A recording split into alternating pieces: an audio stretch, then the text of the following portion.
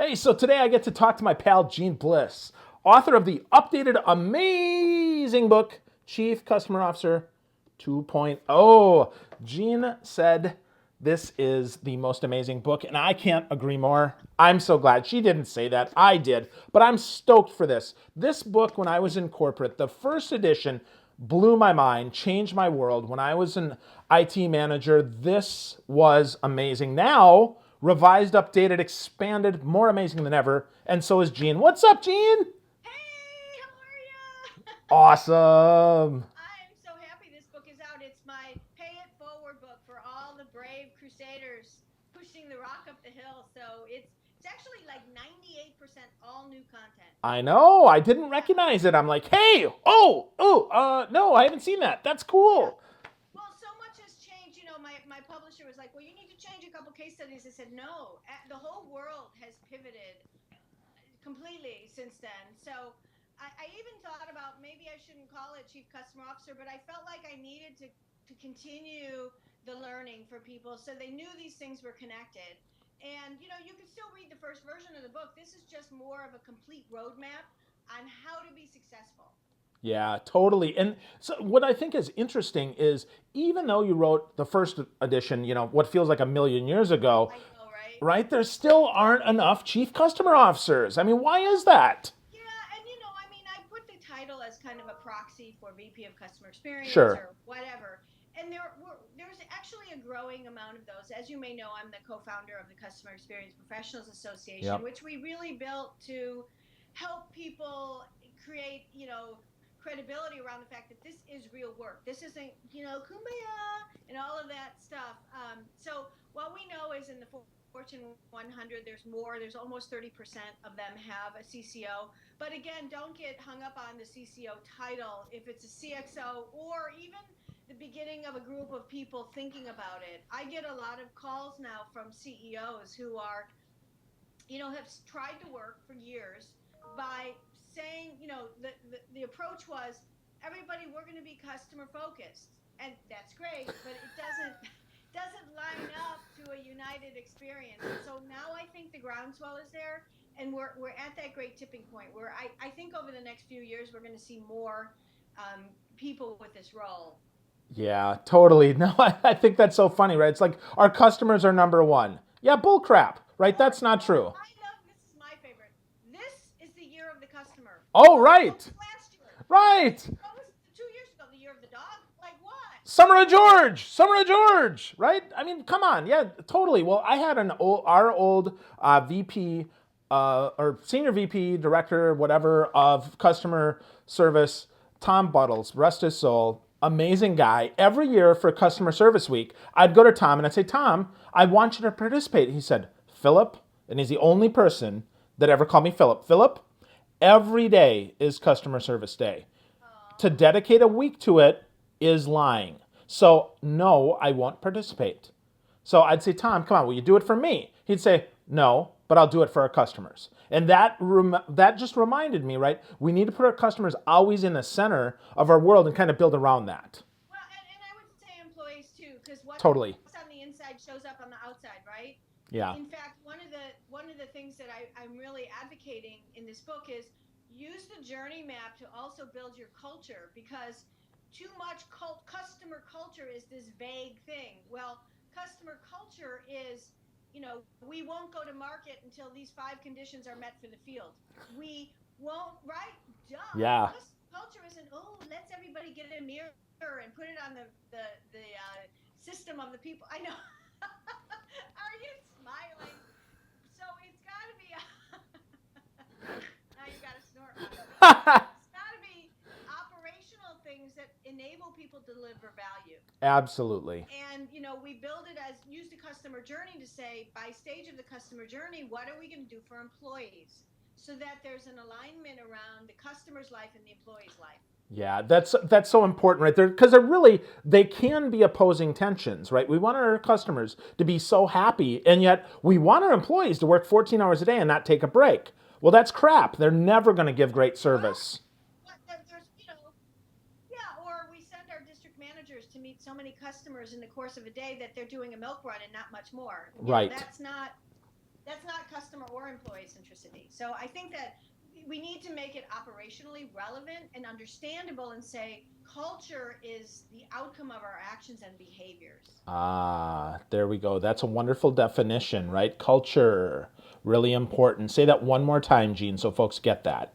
Culture is the outcome of our actions and behaviors, Aha, so think and on that. deliberate actions and behaviors. Totally. Yeah, you have to do this on purpose, right? Right. You can't you don't accidentally happen into customer experience or customer satisfaction or customer service, right? This is all done on purpose.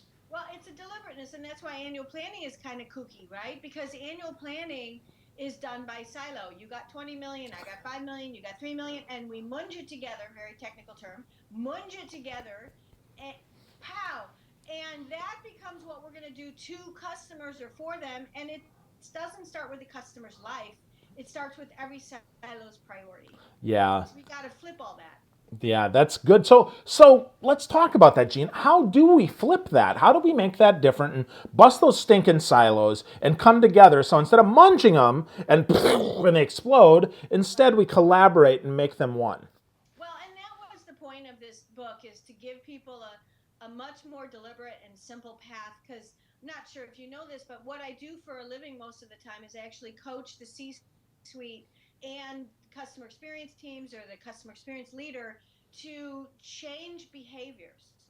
And unless the company and leaders change how they will and will not grow, this won't be embedded. It will still stay reactionary, right? Somebody goes out to the field and they hear a bad thing, and that's what we're going to focus on. Or the survey scores come out, and that's what we're going to focus on. So in the book, what I talk about are competencies. And competencies, I wrote them that way on purpose because they're things that we need to change about our behavior. And these kind of connect to tell the story of customers' lives. And when you tell the story of the life, you intrinsically have to connect the silos, because the life is impacted by multiple silos doing multiple things at the same time. Yeah, absolutely. So let's talk about, we do those things, right? It's a set of competencies, but how do we measure this, Jeanne? How do we actually say this drove increase, an uplift in profitability? Well, so the first competency I talk about, which I love, is really, really simple. It's in the first CCO book, I called it Gorilla Metrics. Now I call it Customers as Assets, because what I found over the last 10 years is that terminology really rings the bell of the CFO and the CEO and connects the work to profitability and growth. And what this is starting with what customers actually did versus what they say they're going to do in survey scores. Now, I love surveys. I think they have a place, but they shouldn't be the beginning evaluative metric that's talked about, in my opinion. So this is, we brought in 50,000 new customers, but we lost 40,000 customers, volume and value. And we need to give leaders what I call agita in their belly, sickness, that, we're losing almost as many as we brought in. And we need leaders to care that customers are staying or departing, and they need to care about the why. So we start this work with leaders really starting with the irrefutable measure of customers voting with their feet. How many did you bring in volume and value? How many did you lose volume and value? And what are other behavioral shifts? So for example, let's say a software as a service client sold a customer $20 million in software, but what percent of their customers have only downloaded $5 million of that software? That immediately says, look, we've got an erosion of value going on. We don't need to ask customers in a survey that. They're exhibiting it in their behavior, that they're not using the product. So let's start with the behavior of the customer so we can change the behavior of ourselves. Does that make Absolutely. sense? Yeah, absolutely. And you can't do a regression analysis on it. You can't cross tab your way out of bad results. And it is what it is. One of the things I think you might have seen it in chapter 1 that is, people get a kick out of this, is the bowls of marbles. Did you see Yes, that? yes. And we're, so many leaders are visual learners. And so in a couple businesses, what we've done, actually more and more now, is we'll create a little mathematical equation for what a customer equals, volume and value. And we'll fill up a bowl of marbles for leaders and say, these are our new customers, volume and value. And then we'll fill up a second bowl of marbles and say, these are our lost customers, volume and value. And guess what? In many, many cases, there's just as many marbles in lost as in new. Uh, So maybe just a little more, a little less, but this was your incremental growth that left because you didn't keep and nurture and nourish those customers. Now, you don't want to keep all customers, but certainly you want to keep a portion of those customers. And so that starts this conversation about talking about the customer's life and saying, okay, let's go through the journey and try to diagnose why this happened. And you can also then say, which me, well, we lost our marbles. yes, we do. Yeah. So why hasn't that shift changed? I mean, software as a service, for instance, is very clearly service as software. Well, and data is so rich about looking at behaviors of customers. I think SaaS companies are starting to really grasp this more. But I'm kind of on a crusade to make this be a groundswell for them because they have so much. I think part of it is that we get wrapped around the axle on too much data. The key to everything I teach in the competencies is to keep it simple, not overcomplicate it. If you're going to talk about customers as assets, it's 3 or 4 things. It's not a piece of paper where the type gets so small that you can't right, you can't read the type anymore. It's we brought in this many customers, we lost this many, and here's 3 key behavioral shifts. Now let's get into the why. Yeah. Versus the presentation that are just data, and you lose the human life there. Yeah, absolutely.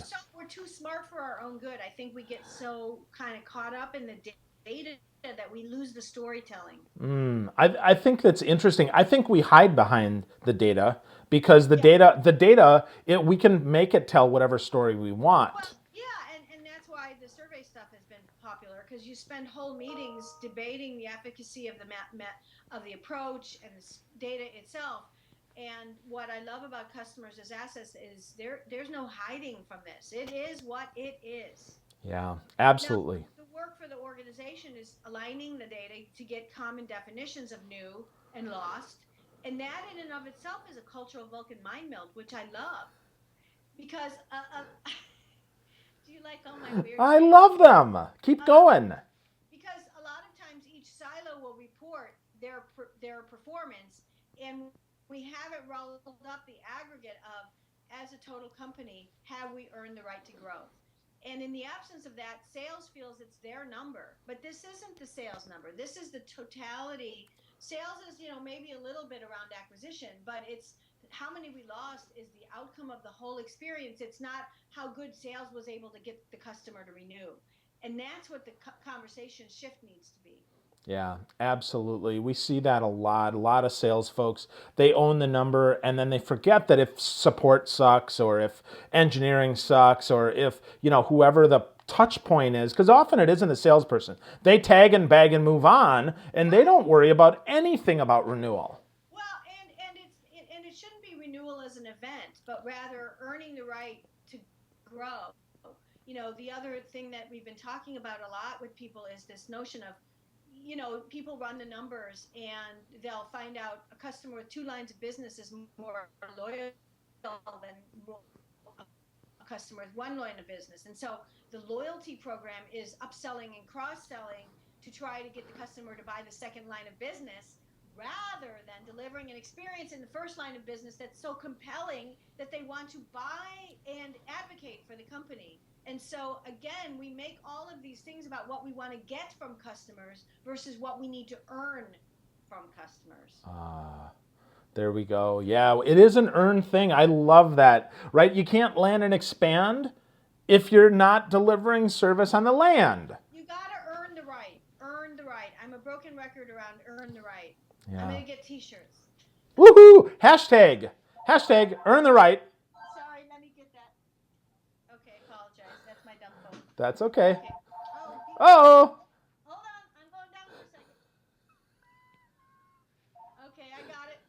Turn that baby off. That's okay. No, that's okay. So we've earned the right for a couple more questions here. So let's talk about that. So let's jam a little more on the book, right? About, what in the heck, what's the biggest idea? If I was going to take one idea from this beautiful book, Jeanne, what other than earn the right, which we've really explained, what would be the other big idea that we should take? Well, the one thing, there's a whole chapter, chapter two, around uniting the C-suite.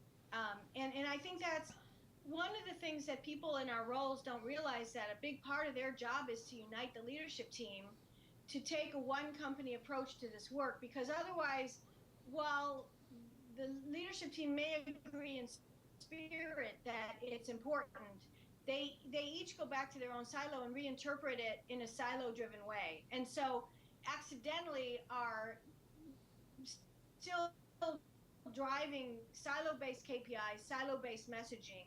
And that's why there's so many activities in the book to show how to unite the C-suite. In fact, at the back of each chapter are what I call recipe cards. At the back of each competency chapter, you can also download them on my new website. They're called customer-centric recipes. I'm Italian, right? I'm giving you food.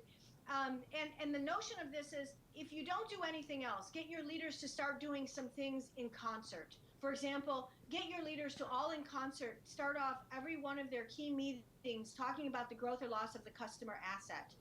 If they do that in concert and are fearless as a united team, people will start taking notice, like, wow, all the leaders are saying this. Get them in concert to call lost customers. Get them in concert to start asking about accountability by stage of the journey versus by silo. And I think that's the real thing that's critical, is this united action around the leadership team, because that gets in the way of it. So that's one big thing. The other, can I say another one? Of course. The other big thing, I think, is this notion around building a customer room, which people really love. I actually just wrote a manifesto about it, because lack of united accountability is the Achilles heel, right? We all go into the dashboard and go off and do something as a silo in well-intended meaning actions, but we're chipping away at what's important from our silo metric standpoint. The customer room actually unites leaders to tell the story of customers' lives, pick as a leadership team the 2 or 3 things that they will work on, manage capacity, because we keep layering on, and then use that customer room as a regular accountability forum versus everyone just, hey, you're on billing, Bob. Can you fix billing? Yeah, boss, I got it taken care of, right? And who knows what Bob did. So that lack of accountability is, I think, another Achilles heel of the work. And so I'd encourage people to think about a customer room as well. There's lots more in there. Yeah. Oh, yeah. No, there's tons of ideas in the book. So you've given us a lot of the great ones. But my final question, Eugene, is a softball, because I want to hear, so what's next? Can you give us a little sneak peek of what else you're working on? Well, I really can't talk about I'm writing a new book, but I'm not sure yet what it's going to be titled, but it's going to be about customer love again. It's going to be Yeah. another customer love book, similar, not like the dog, the I Love You More Than My Dog book, but around enabling people to feel the love. Yeah, that's so important, right? Customer love, employee love too, right? It all starts internally with the culture, moves up through the C-suite, because we know fish stink from the head down. Yeah. And then we know that, customers and employees at the center really gives us more specificity, more metrics, and more usefulness around that customer journey. Yep. So very cool. So Jeanne, last but not least, sorry, I forgot to say, you mentioned your website. Yep. Give us the URL, and you said you just redid it. So tell us why we've got to go there, because you told me, and I'm already there. So tell us. All new content, and on it is so much new materials and tools. There's downloads. There's 2 reality check audits. All my gift from me to you. I'm Italian. I call it my bag of groceries, because the story is that I have 2 very Italian grandmas that rest their souls right now, of course. But when I was growing up, I never remember them sitting at the table. They always were hovering behind, throwing more food on our plates. And when we left, even at the doorway, they wouldn't leave us without food. They'd go into their pantry and just put it into a bag of groceries. And so that stuck with me. And so you'll see on my ideas section a bag of groceries. And that's really my way of giving back. Lots of bag of groceries for everybody there to help them with their crusade. Awesome. At customerbliss.com. Customerbliss.com. Yeah, and that's my last name. I married a guy named Bliss, right? I went all over Match.com to find that guy. That worked out really well for you, Jeanne. Good branding. Of course you are. Serendipity. That works too. So very cool. Thank you so much for sharing some time. You are a star as always. Chief Customer Officer 2.0, new, improved, and amazing as ever, just like you, Jeanne. Thank you for your time. Thanks so much. Yeah.